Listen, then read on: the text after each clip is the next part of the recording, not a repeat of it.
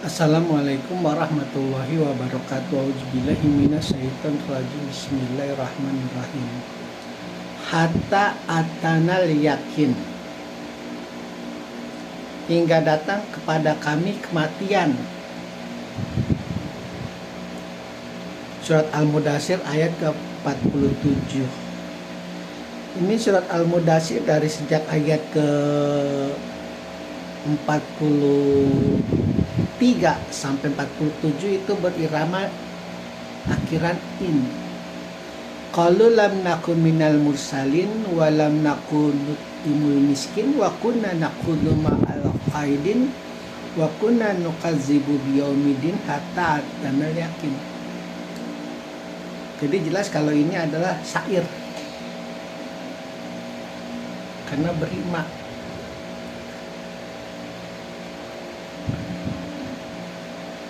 Pada saat ayat Allah diturunkan kepada orang yang jahil, yang gelap, kadang-kadang memang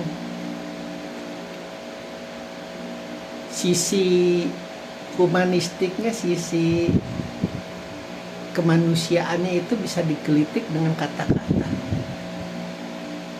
Dan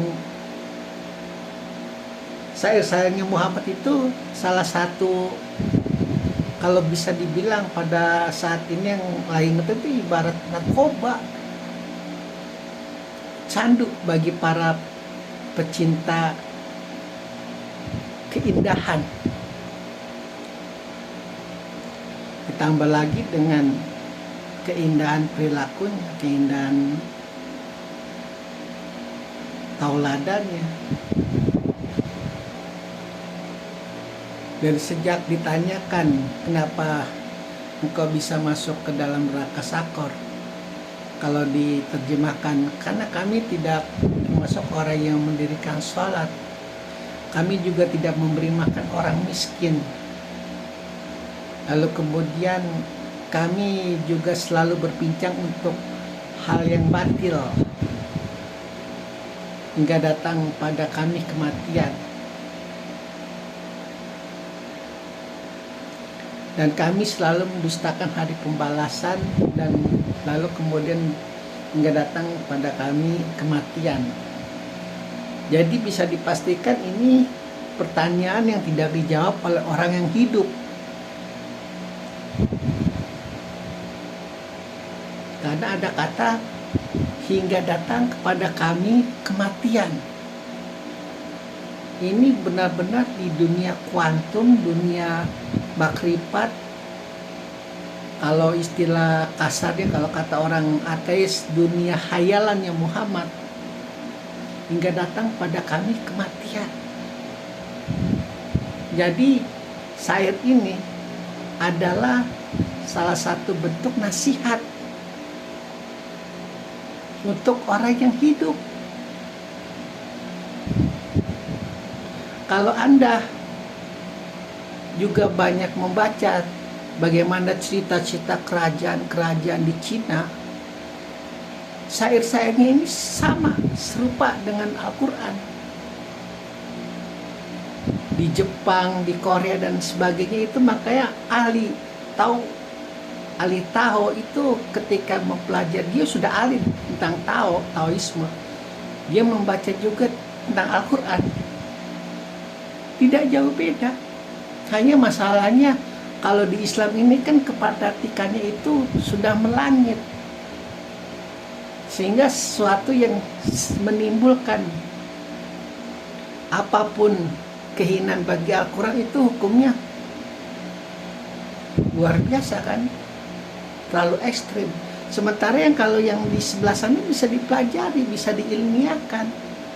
Seharusnya Al-Quran juga bisa seperti itu, dipelajari keindahan urutan tatanya, tata letaknya, syairnya, puisinya, begitu. Banyak cerita-cerita kerajaan-kerajaan yang luar biasa aneh juga di dalam Cina itu. 11-12 dengan dunia Taoisme, dengan dunia Konfusiusme, apapun itu jin segala macam. Nasihat. Cuman kan karena kita terlalu pede, ini agama yang paling benar, yang tidak Islam masuk neraka, udah titik, nggak ada koma. Jadi gelora, benar-benar gelora Yahudi tuh, gelora Zionisme tuh, secara tidak langsung. Apartheid dalam bentuk belakang kepala tuh udah, sebenarnya hal itu sangat menjijikan, luar biasa menjijikan. Meskipun sholatnya 1000 tahun, meskipun puasanya tiap hari, Senin Kamis segala macam. Dan itu bisa jadi salah satu anak buahnya iblis lanatullah, hal orang-orang semacam itu.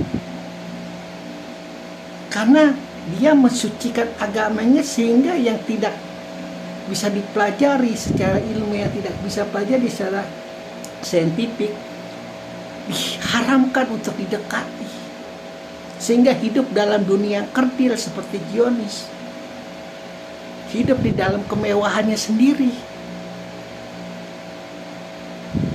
hidup di dalam keindahannya sendiri. Dan bagi seorang intelektualisme yang meyakini bahwa pusat kehormatan manusia adalah dari nurani dan etika, itu sangat menjijikan, luar biasa menjijikan. Bahkan dari saya pribadi, itu ibaratnya itu bergalon-galon tai manusia yang dijadikan satu, itu bentuk terlalu kefanatikan yang berlebihan. Jadi Tuhannya bukan Allah lagi, Tuhannya itu kefanatikan terhadap agama. Karena Allah tidak mengajarkan hal semacam itu. Allah itu mengajarkan keindahan. Allah itu selalu menasihati.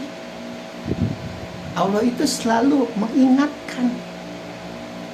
Bukan kemudian engkau mengenal aku lalu engkau menjadi berdiri sendiri berbeda dengan yang lain, tidak. Muhammad kalau Muhammad tipenya seperti itu, nggak usah umur 25 tahun ketemu Khadijah. Nggak ada itu yang ngedeketin dia kalau udah seperti itu. Kan karirnya Muhammad itu melangit kan ketika dia bertemu Khadijah. Dia punya apa? Dia punya apa? Miskin, tidak punya ayah, tidak punya ibu. Kalau intelektualisme dia itu seperti orang-orang Islam yang seperti sekarang ini kebanyakan, merasa diri paling Zionis, merasa diri paling luar biasa, begitu merendahkan agama lain, nggak bakal disenggol sama Khadijah, nggak bakal disenggol. Khadijah melihat keindahan di dalam tata cara bicaranya Muhammad. Khadijah melihat keindahan di dalam perilakunya Muhammad. Maka dia rela untuk dipersunting oleh Muhammad. Begitu. Kembali kepada ayat, hingga datang pada kami kematian. Ini jadi sekali lagi nasihat. Karena syair ini atau ayat Al-Quran ini diucapkan bukan oleh orang yang hidup, tapi oleh orang yang mati. Kenapa engkau masuk ke dalam neraka Sakor? Karena kami tidak termasuk orang yang mendirikan sholat. Karena kami tidak termasuk orang yang mendirikan sholat, dan karena kami tidak memberi makan orang miskin. Karena kami selalu berbincang kepada hal-hal yang batil. Karena kami selalu lupa, ini yang terakhir.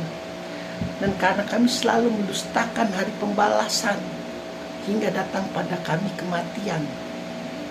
Dan jelas tipe-tipe seperti itu kalau ditilik garis besar adalah para musuhnya Rasulullah. Entah itu siapa nanti di neraka Sakor, wallahu alam. Dan siapa yang bertanya pun kita kurang paham di sini nanti. Insya Allah nanti kita akan ketahui segalanya. yaumul basar, di hari pembalasan. Alhamdulillah rabbil alamin.